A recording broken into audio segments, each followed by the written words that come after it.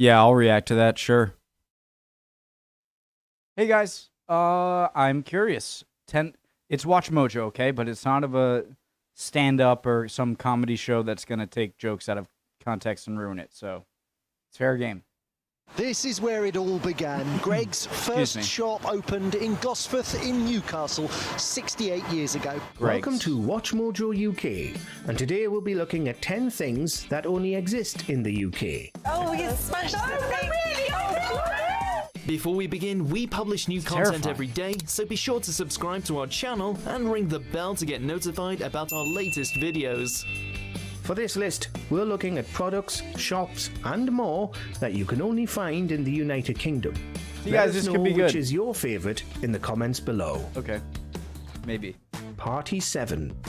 You'll have to be a certain age to remember Party 7, since, in its original form, it disappeared back in the 1980s. Tenor says he did it.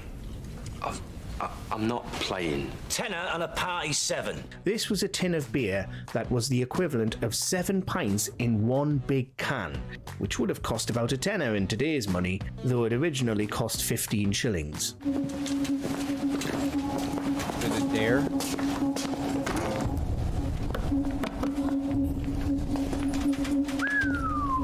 It's a testament to how much the Brits love booze that such a product existed and remained popular, despite its propensity to explode and supposed poor quality. Right, the chosen vintage of the CID. Then in the 2020s, Party 7 had That's a can of beer? a brief renaissance when the beer returned in a keg format in 2021. Little Chef. It was a sad time in 2018 when the final Little Chefs closed their doors.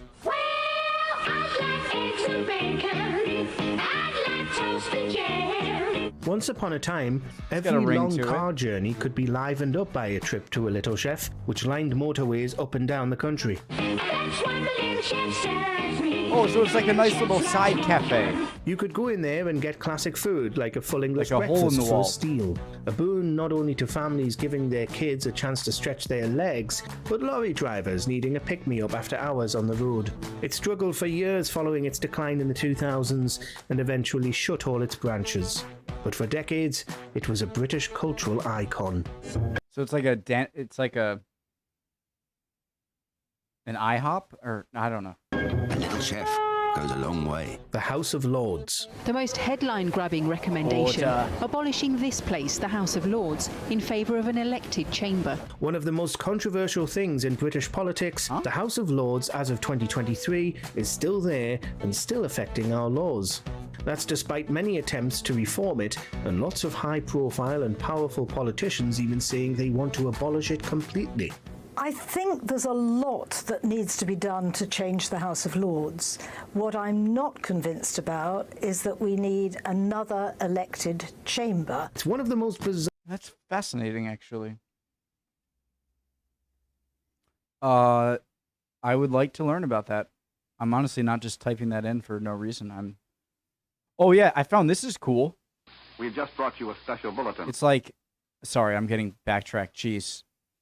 It's like I'm probably gonna listen to this while falling asleep tonight, for sure. And now I lost where I was. Never mind. Let me move it out. I have so many tabs.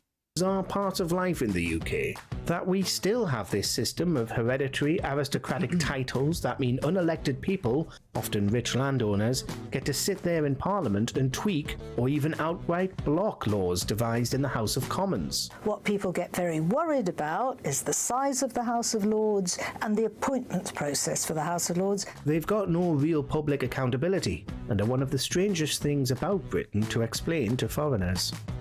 Cornish pasties. So I'm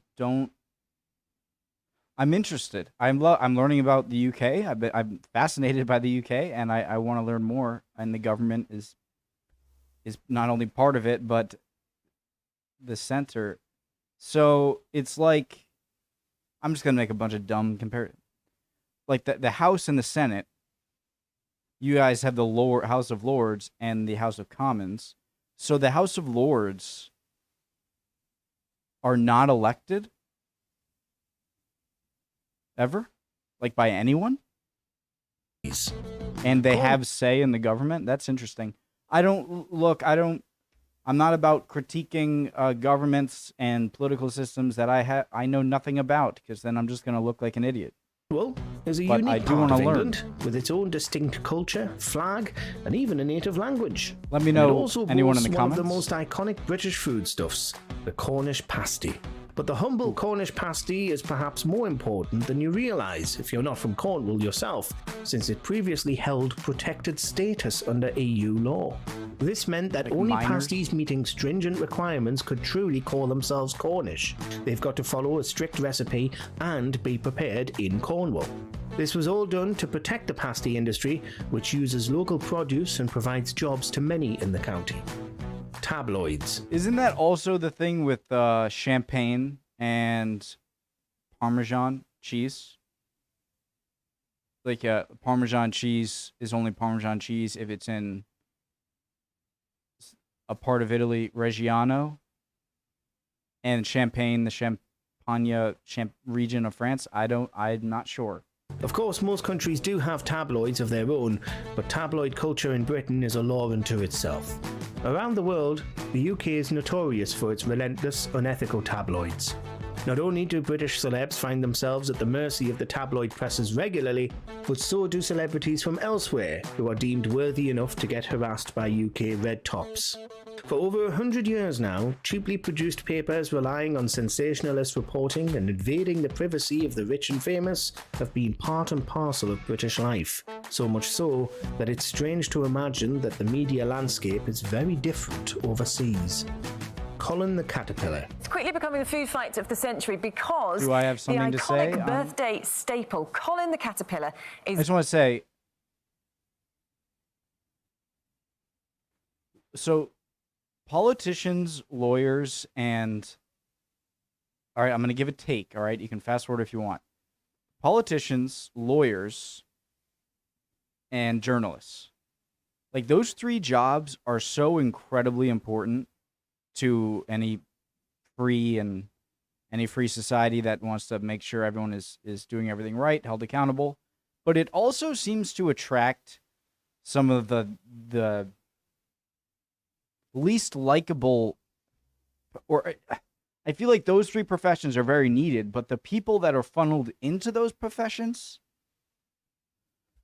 I don't want to say anything too judgmental. I just think it's, chill. I don't know. going to war with lookalike Cuthbert. No child's birthday party is complete without a visit from Colin the Caterpillar.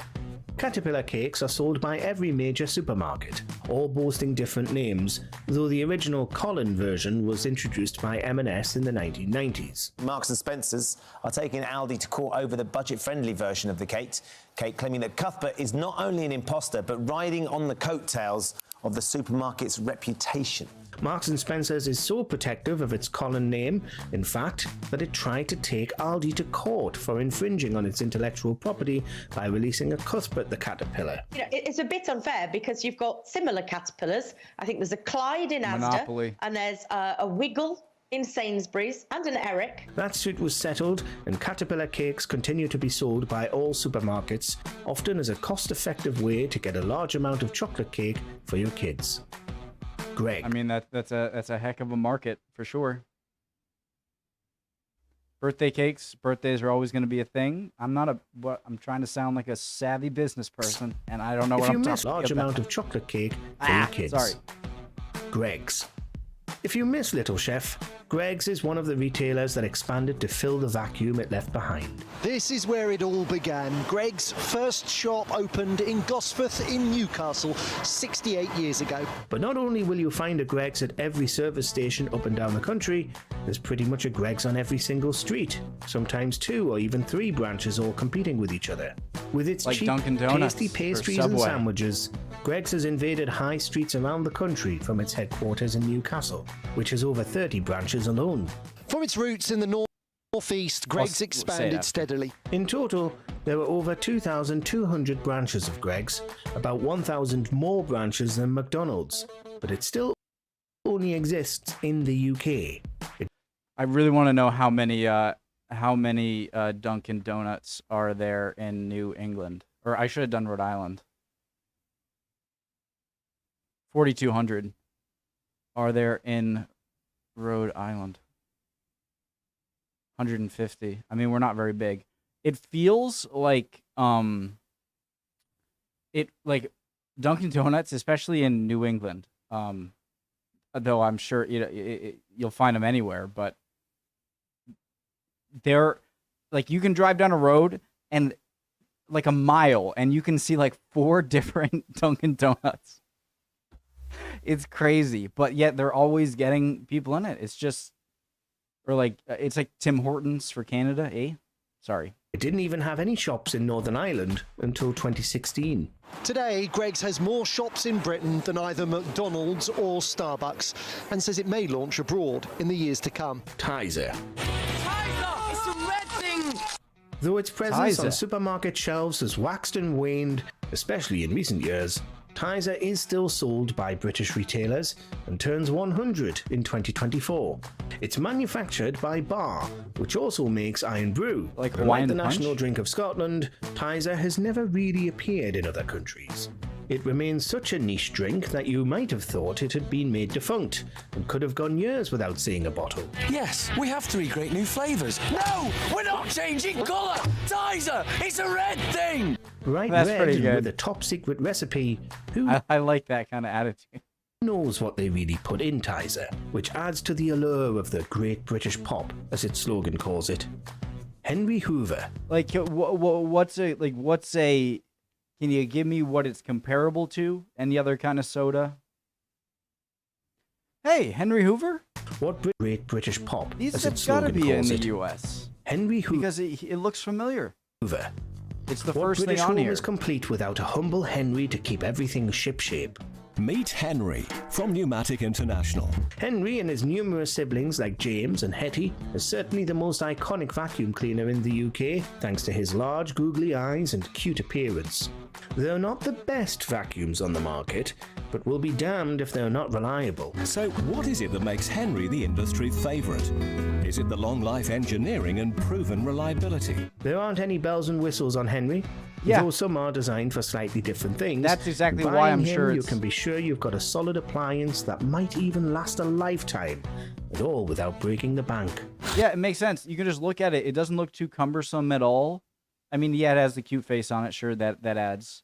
But it's just the complete bare essential. It's not going to be too expensive, I'm sure, like I said. And it'll do the job. It's all over the floor as well. I'm giving a review on something I've never done. Any of this go in your Try it. mouth? Mr. Blobby. Ah! Maybe the most bizarre thing to come out of British light entertainment, and that's saying something. Mr. Blobby has been a household name ever since his Get debut away. in the late 90s.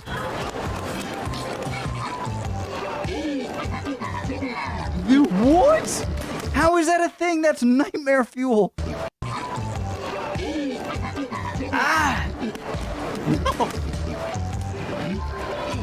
But his longevity defies all logic and reason. An absurd character who caused chaos on Noel's house party, Mr. Blobby now routinely reappears on TV and even on the stage. Because Mr. Blobby will be going on holiday soon, he needs to get a photograph for his passport. Even Blobby needs identification. Every time he does, he wreaks havoc, ruining segments, like him. breaking items, throwing tantrums, and scaring children half to death. Oh, you smashed the thing.